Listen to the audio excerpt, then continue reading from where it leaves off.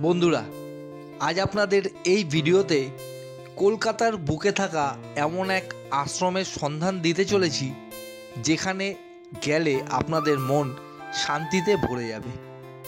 এই আশ্রম কোথায় অবস্থিত, আপনারা এখানে কিভাবে যাবেন, এই আশ্রমে দুপুরের ভোগ প্রসাদের কী ব্যবস্থা আছে, থাকারই বা কী ব্যবস্থা আছে, সমস্ত তথ্য থাকবে এই ভিডিওতে।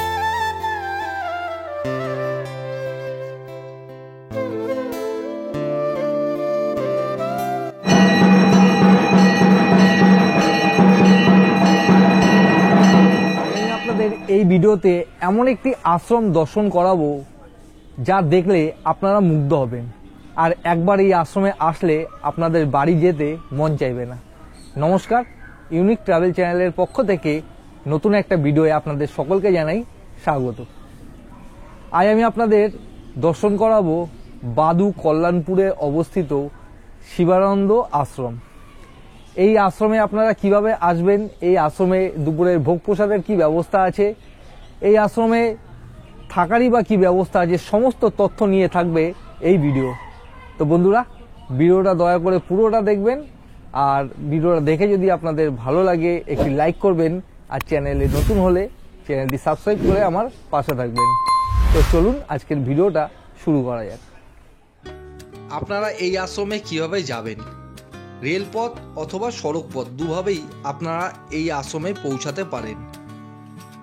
শিয়ালদা থেকে যে কোনো ট্রেন ধরে আপনাদের প্রথমেই পৌঁছতে হবে মধ্যমগ্রাম স্টেশনে। আমি আমার যাত্রা শুরু করলাম দমদম স্টেশন থেকে মধ্যমগ্রাম যাওয়ার উদ্দেশ্যে। দমদম থেকে মাত্র 15 মিনিটে আমি পৌঁছে গেলাম মধ্যমগ্রাম স্টেশনে। আর মধ্যমগ্রাম স্টেশনে নেবে এই যে ফুটওভার ব্রিজ দেখছেন, এখান থেকে উঠে আপনাদের ডান দিকে যেতে হবে।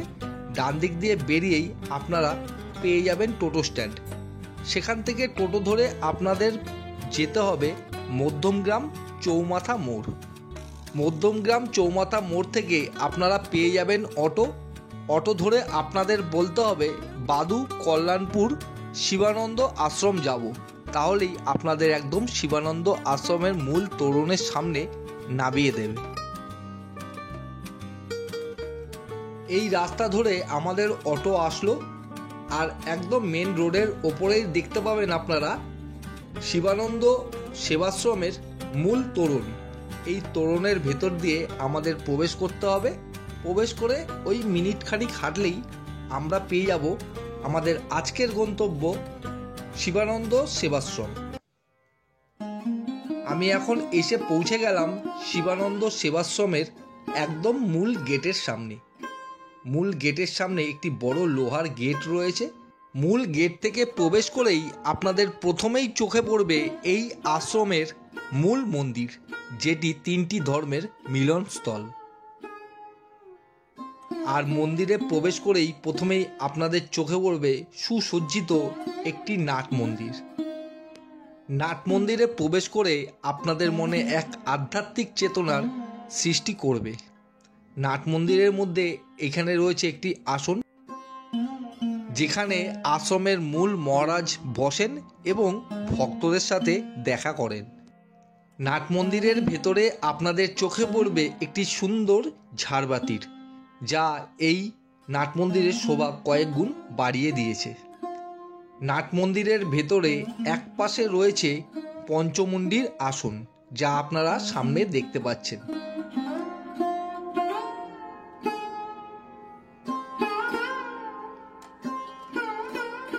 পঞ্চমুণ্ডির আসন দর্শন করে আপনারা বাঁদিকে দেখলেই দেখতে পাবেন গর্ভগৃহের একদম সামনে রয়েছে একটি নন্দী মহারাজ,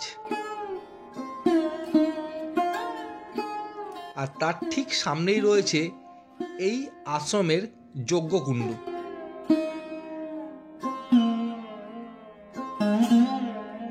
এবার আমরা দেখতে চলেছি এই আশ্রমের মূল অফিস ঘর, যেটি রয়েছে গর্ভগৃহের একদম পাশেই। আপনাদের যদি কোনো কিছু জানার থাকে এই অফিস ঘরে এসে আপনারা যোগাযোগ করতে পারেন। এছাড়াও আপনারা যদি এই আশ্রমে দুপুরের প্রসাদ এবং থাকতে চান, তাহলে এই অফিস ঘরে এসেই প্রথমেই আপনাদের যোগাযোগ করে সমস্ত কিছু প্রসেস জেনে নিতে হবে। শিবানন্দ সেবাশ্রমের নাট মন্দিরে রয়েছে ওয়াটার পিউরিফাই।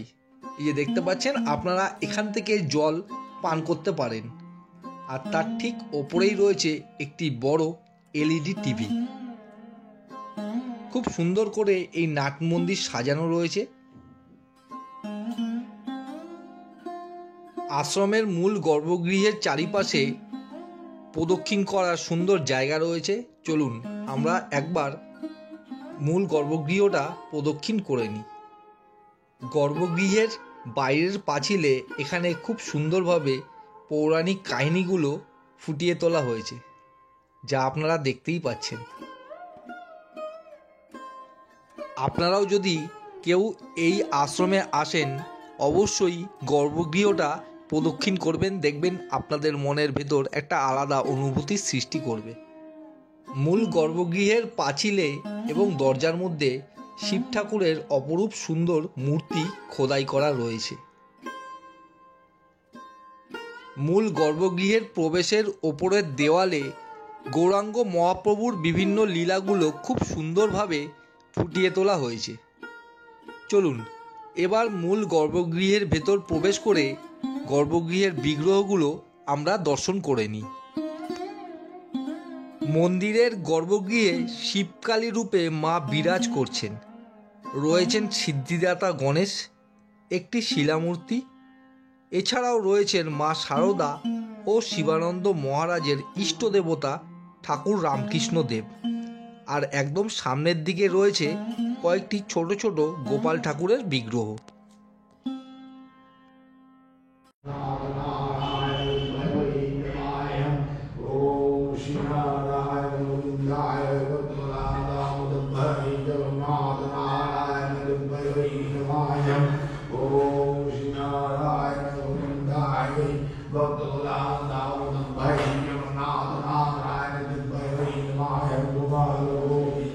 আমাকে সকালে জলখাবার দেওয়া হলো।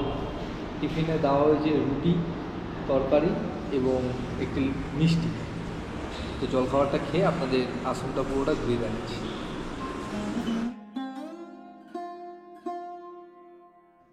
চলুন এবার আমরা এই বিশাল বড় আশ্রমের চারিপাশটা একটু ঘুরে দেখে নিই। সামনেই আপনারা দেখতে পাচ্ছেন বিশাল বড় একটি জলাশয়। এই জলাশয়টি খুব সুন্দরভাবে বাঁধিয়ে রাখা হয়েছে, আর তার চারিপাশে রয়েছে ফুল গাছ, ফল গাছ। জলাশয়ের চারিপাশে বিভিন্ন ধরনের ফুল গাছ ও ফল গাছ এই আশ্রমের শোভা কয়েক গুণ বাড়িয়ে তুলেছে। সামনেই দেখতে পাচ্ছেন আপনারা একটা সবেদা গাছ, কি সুন্দর সবেদা হয়ে রয়েছে। আর এই জলাশয়ের চারিপাশে এরকম বসারও জায়গা রয়েছে, যেখানে ভক্তরা কিছুক্ষণ গাছের ছায়ায় বসে তাদের মনে আলাদা যাতে অনুভূতি সৃষ্টি করতে পারে।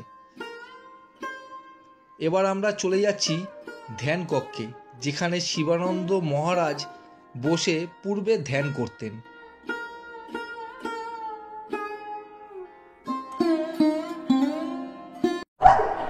এটা ধ্যানের ঘর। ধ্যান কক্ষে প্রবেশ করেই আপনারা একটা বিশাল বড় ফাঁকা জায়গা দেখতে পাচ্ছেন। এখানেই পূর্বে ভক্তরা বসে বাবার সাথে দেখা করতেন। এখন আর প্রয়োজন হয় না, তখন বাবা এখানটায় বসতো। হ্যাঁ, ভক্তরা এখানে বসতো। তার বাবার যে এগুলো অমৃতবাণী বসে শোনাতো অবসর সময়। এখন তো ওখানে নাট মন্দির হয়ে গেছে, ওখানে বসে সবাই করে। এই সেই কক্ষ যেখানে বসে এই আশ্রমের মূল মহারাজ শিবানন্দ মহারাজ বসে ধ্যান করতেন।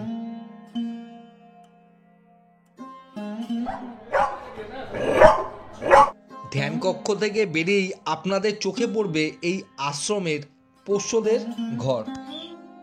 প্রায় 7 বছর ধরে এই যে ঘোড়াটি আপনারা দেখতে পাচ্ছেন এই আশ্রমেই রয়েছে। এক ব্যক্তি টাকার প্রয়োজনে শিবানন্দ মহারাজের কাছে এই ঘোড়াটি বিক্রি করেছিলেন। সেই থেকে এই ঘোড়াটি এই আশ্রমে রয়ে গেছে। এখন আপনারা যে বিল্ডিংটা দেখতে পাচ্ছেন এটি হলো এই আশ্রমের ছাত্রাবাস। এখানে আরও 2টি ছাত্রাবাস রয়েছে, তবে এই বিল্ডিংয়ে যারা একটু নিচু ক্লাসে পড়ে তারা থাকে। তো চলুন আপনাদের ওপরে গিয়ে ছাত্রাবাসটা একটু ঘুরিয়ে দেখাই। এখানে বাচ্চারা থাকে, আচ্ছা, কত মানে এখানেই থেকে এরা পড়াশোনা এখানে থেকেই পড়াশোনা করে। আচ্ছা, সব কিছু বাবার, সব মানে পড়াশোনা, খাওয়া দাওয়া, পোশাক আচ্ছা সব বাবার মানে খরচ আছে। আচ্ছা, এখানে কেমন টাইপের মানে ছাত্ররা থাকে, মানে যাদের ধরো দেখার কেউ নেই, দেখার কি ওইটাই হ্যাঁ, বলছি, এরকম আর কি। দুস্থরা আর কি। দুস্থ বাচ্চাদের এখানে রাখা হয়।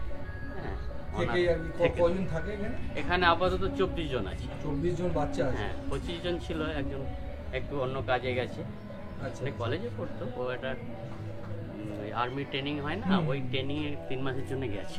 আচ্ছা, হ্যাঁ, এক আপাতত 24 জন আছে। আচ্ছা।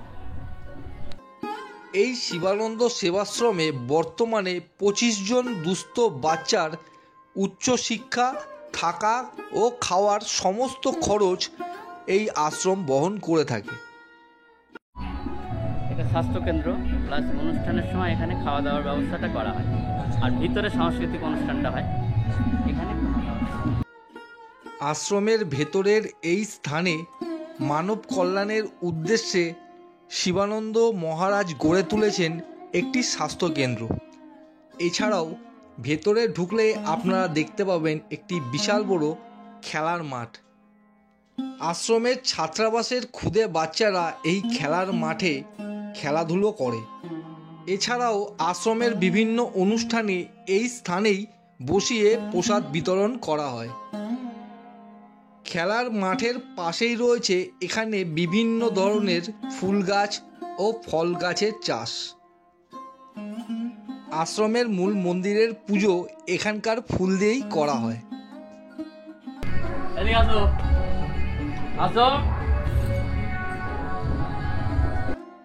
শিবানন্দ সেবাশ্রমে রয়েছে একটি জ্যান্ত নন্দী মহারাজ, যেটা আপনারা সামনেই দেখতে পাচ্ছেন।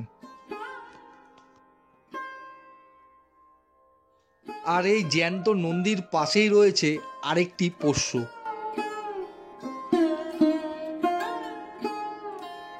এবার আমরা দেখে নেব এই আশ্রমের গোশালা, যেখানে রয়েছে অনেকগুলি গোপিতা ও গোমাতা। খুবই পরিষ্কার পরিচ্ছন্ন এই আশ্রমের গোশালাটা। গোশালার ঠিক বাইরেই গোমাতা ও গোপিতাদের খাবার কাটা হচ্ছে। চলুন সেটাও আপনাদের একটু দেখিয়ে দিই।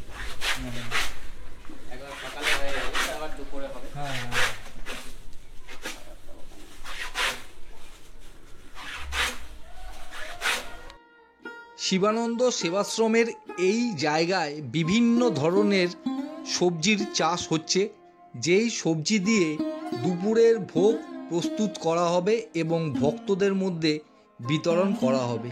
দেখুন, বিভিন্ন ধরনের সবজি চাষ হচ্ছে, টমেটো থেকে শুরু করে লাউ, আরও অনেক কিছু এখানে চাষ করা হয়।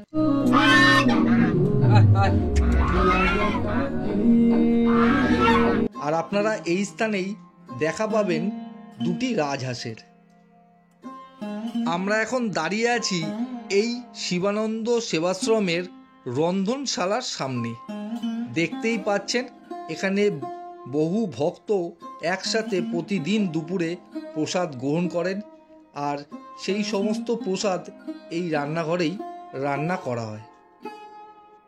এখন আমরা যে বিল্ডিংটার সামনে দেখতে পাচ্ছি, এর নিচতলায় রয়েছে ভোগ গ্রহণ কক্ষ, আর উপরতলায় রয়েছে মাধ্যমিক উত্তীর্ণ ছাত্রদের ছাত্রাবাস। তো এক এক করে আপনাদের সবকটি জায়গা ঘুরিয়ে দেখাচ্ছি। এই প্রসাদ কক্ষে প্রতিদিন দুপুরে বহু ভক্ত, এই আশ্রমের কর্মীবৃন্দ এবং এখানকার ছাত্রাবাসের ছাত্ররা একসাথে বসে প্রতিদিন প্রসাদ গ্রহণ করেন। এই আশ্রমে এসে কোনো ভক্ত অভুক্ত ফেরে না। এবার আমরা চলে যাব এই বিল্ডিংয়ের দ্বিতলে। দ্বিতলে কি কি রয়েছে চলুন আপনাদের ঘুরিয়ে দেখাচ্ছি।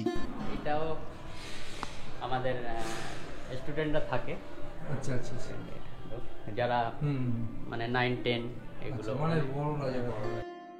শিবানন্দ সেবাশ্রমের এই ঘরে মাধ্যমিক ও মাধ্যমিক উত্তীর্ণ ছাত্ররা থাকে। দেখতে পাচ্ছেন ঘরটি যথেষ্ট বড়, আর লাইন করে সব বেডগুলো রাখা রয়েছে, খুব সুন্দর ব্যবস্থা। এক্ষুনি পড়াতে এসেছিল, পড়ানো হয় এখানে কম্পিউটার ওরা বাচ্চারা শেখে, নিজেরা প্র্যাকটিস করে। দ্বিতলের এই যে হল ঘরটি আপনারা দেখছেন, এটি প্রস্তুত করা হয়েছে। এখানে এই আশ্রমের যে ছাত্ররা থাকে তারা কম্পিউটার ক্লাস করে, সঙ্গে এখানে রয়েছে লাইব্রেরি, রয়েছে এই আশ্রমের সম্পাদক ও সভাপতির রুম। এছাড়াও এখানে বিভিন্ন ধরনের ক্লাস, যেমন গানের ক্লাস, ক্যারাটে ক্লাস, সমস্ত কিছু এখানে করানো হয়।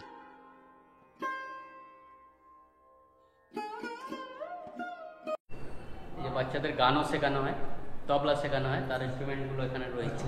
এখানেই শেখানো হয়, এখানেই যত রকম অ্যাক্টিভিটি হয় হ্যাঁ সব এখানেই শেখানো এই হলে হলে। আর ক্যারাটেও শেখানো হয়, সেটা ওই মাঠে, যেটা খাওয়া দাওয়ার যেখানে গোশালা আছে ওই মাঠটায় খাওয়া দাওয়া। মায়ের ভোগ এখানে হয়।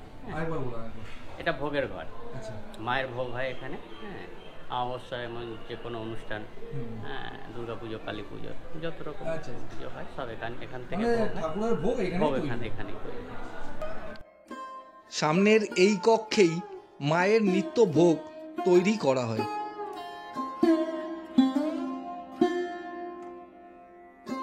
আশ্রমের এই স্থানে রয়েছে লাল রঙের বেদি দিয়ে ঘেরা একটি প্রাচীন বটবৃক্ষ, আর বটবৃক্ষের তলায় বিরাজ করছেন স্বয়ং দেবাদিদেব মহাদেব।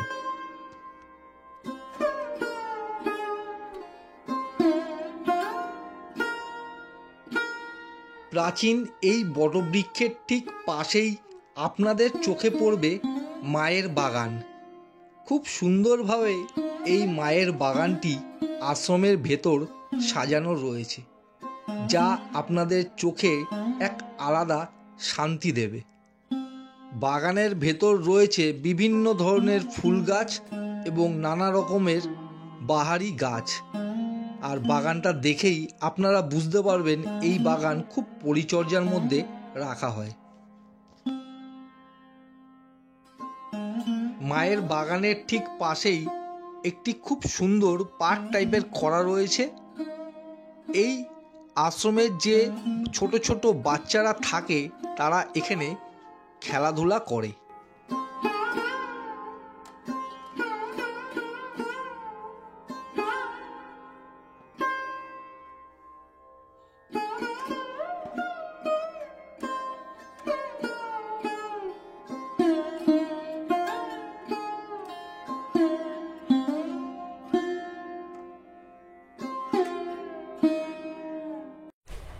বন্ধুরা, এই শিবানন্দ আশ্রমে দুপুরের ভোগ প্রসাদের খুব সুন্দর ব্যবস্থা রয়েছে।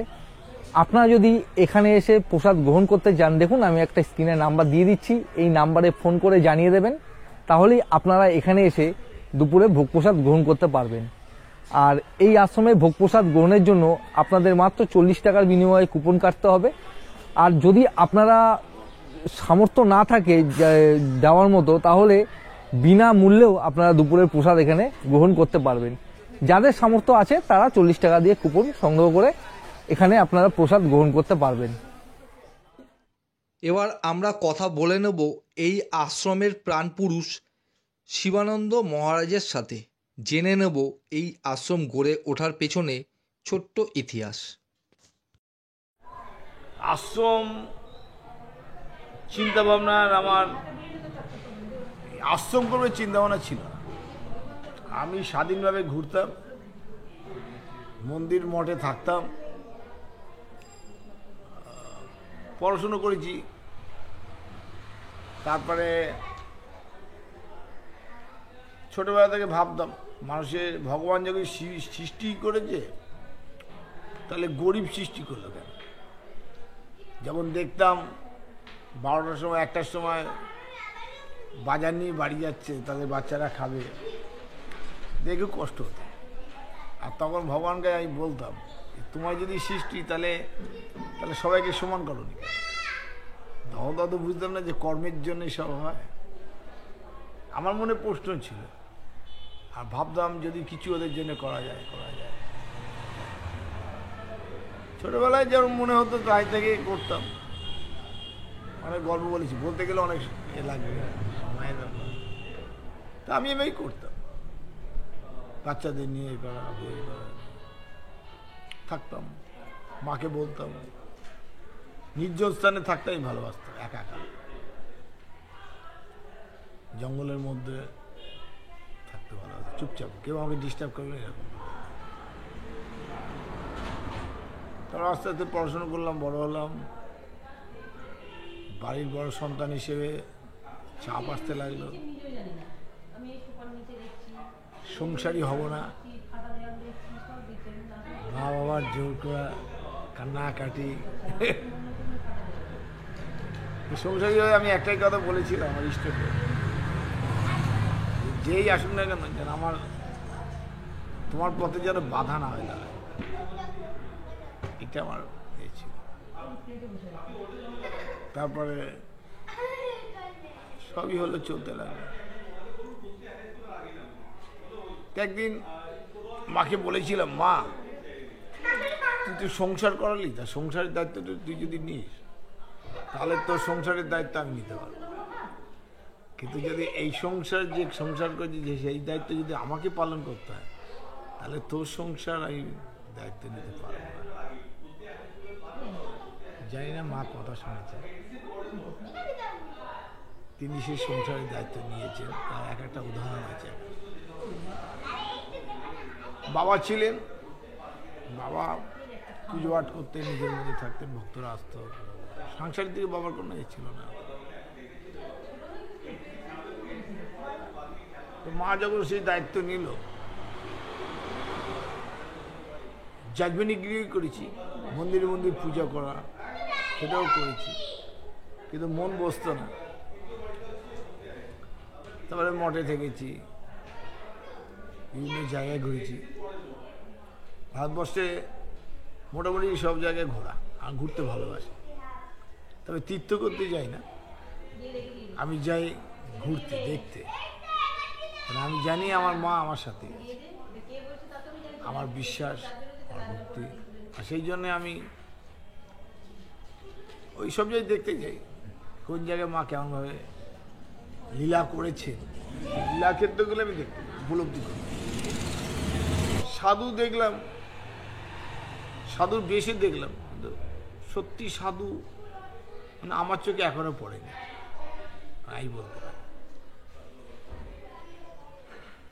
বিভিন্ন জায়গায় ঘুরি, হয়তো কেউ তো আছে যার ফলে এখনো এই সমাজটা রয়েছে, বিশ্বটা রয়েছে,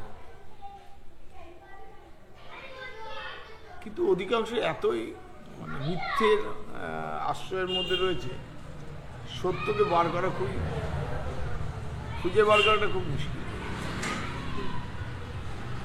এই জায়গাটা আমি উপলব্ধি করেছি। আমি দেখেছিলাম শীতকালে আগুন জ্বালিয়ে তার পাশে বসে আছে, হাত বুকের কাছে নিয়ে ঠকঠক করে কাঁপছে, শিশুদের ওই রকম একটা অবস্থা। তোমাদের নিজে চিন্তা করেছিল আমি তো এদেরই ঘরে, এরা তো আমারই। তা আমি আমার ভালো পোশাক পরা, ভালো খাবার খাওয়া, এটা কোনো সাহায্য না। এটা যদি আমি আমার এই ঘরের মানুষ আমার সামর্থ্যে যদি কিছুটা করতে হয়, এটা মনকে খুব ধোলা দিচ্ছিল। সেদিন থেকে আমি নিজে এইগুলোকে ত্যাগ করি, নিজে থেকেই ত্যাগ করি। এখন অভ্যাসে দাঁড়িয়ে গেছে। চেষ্টা করি যে আমি একটা আপেল খাবো, সেই আপেলটা যদি ওই বাচ্চাটা কিনে, আমি একটা মিষ্টি খাবো, সেই মিষ্টিটা যদি ও খায়, আমি যে পোশাকটা পরবো যদি ও পরে, আমি শীতকালেতে আমি চাদর গায়ে দিলে দামি দামি শাল এসে আমার গায়ে পড়ে যাবে, কিন্তু আমি মনে করলাম ওই শালটা যদি একটা শালের যা দাম, আমি সব ছেলেমেয়েদের বলি ওই দিয়ে হয়তো 10টা চাদর হবে, আর ওই 10টার চাদর যদি আমার এই দুস্থ অসহায় মানুষকে তাদের গায়ে যদি চড়াতে পারে আমার মনে সব থেকে আমাকে দেওয়া হবে। আমি সবাইকে বলি যে আমার এখানে এসে যে দিতে হবে তা নয়, যে যেখানে যেভাবে সেবা করুন না, যদি এই কাজটা করে আমি মনে করি যে আমার মায়ের কাজ করছে এবং আমারই কাজ হচ্ছে, আমি সব থেকে আনন্দ পাই। আচ্ছা, বলছিলাম আমার একটা কথা, যে ধরুন দূর থেকে কেউ আসলো এই আশ্রমে ঘুরতে আসলো ধরুন একদিন জন্য, সেক্ষেত্রে দুপুরে প্রসাদের কি এখানে ব্যবস্থা আছে তো? হ্যাঁ, এখানে প্রসাদ মা রাজেশ্বরী এখানে বসে আছে, আচ্ছা, এখানে খাওয়া পড়ার কোনো অভাব নেই, এটা একটা ঘটনা। খাওয়া এবং পড়া তার কোনো অভাব হবে না। আর সেটা আমি থাকি আর না থাকি, আমি এটা সবাইকে যেখানে আসলে যেন কেউ অভুক্ত না যায়।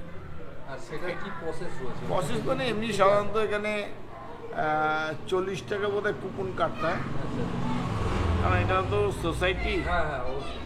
এটা আমার কোনো পার্সোনাল কিছু নয়। না 40 টাকা কি হয় এখন? 40 টাকা ওই কুপন কাটে, কুপন কেটে সেখানে খাওয়া দাওয়া করতে হয়, এবং যাদের অর্থ নেই তারাও পাবে। আচ্ছা, এই যে আমার টাকা আছে আমি খেতে পাবো আর আমার নেই আমি পাবো না, এটা কিন্তু এখানে নেই, আমার এখানে সেটা নেই। যাদের অর্থ আছে তারা 40 টাকা দেবে, যারা দেবে না তারাও কিন্তু এখানে প্রসাদ পাবে। কারণ একটা কথা বলছি, যে যদি কেউ দূর থেকে আসবে এখানে এসে একদিন বা দুদিন থাকতে চাইবে, থাকতে চাইলে কি হবে, হট করে এখনকার যে দিনকাল বোঝে তো, এসে থাকতে চাইলে তো থাকতে দেওয়া যাবে না। না না না না, মানে ব্যাপার দিনকালের ব্যাপার, মানে এখন যা সমাজ চলছে যে পরিস্থিতির মধ্যে দিয়ে, সেই জন্যে আমাদের এখানে আগে মেম্বারশিপ নিতে হবে, আচ্ছা, সোসাইটি মেম্বার হতে হবে। মেম্বারটা যদি 1 বছর তার পুরনো হয় তখন সেই ফেসিলিটিটা পাবে, তার ফ্যামিলি 3 দিন থাকা খাওয়া আচ্ছা, ফ্রি একদম। কিন্তু মেম্বার যদি না হয় তাহলে কিন্তু তাকে রাখা যাবে। ওইভাবে হট করে তাকে হ্যাঁ। রাখা যাবে না।